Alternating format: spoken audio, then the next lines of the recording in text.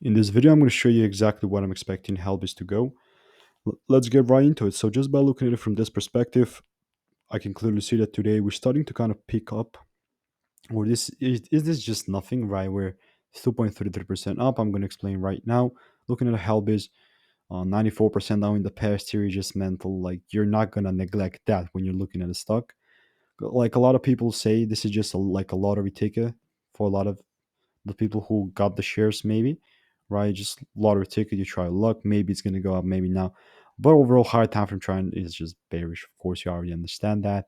3-day chart, we got a break, but I definitely do seem to the price does seem to be in favor of the bearish moves. Although here we have a demand area, my general predictions are looking something like this, and are quite bearish. So I'm looking for these lows to continue to get cleared.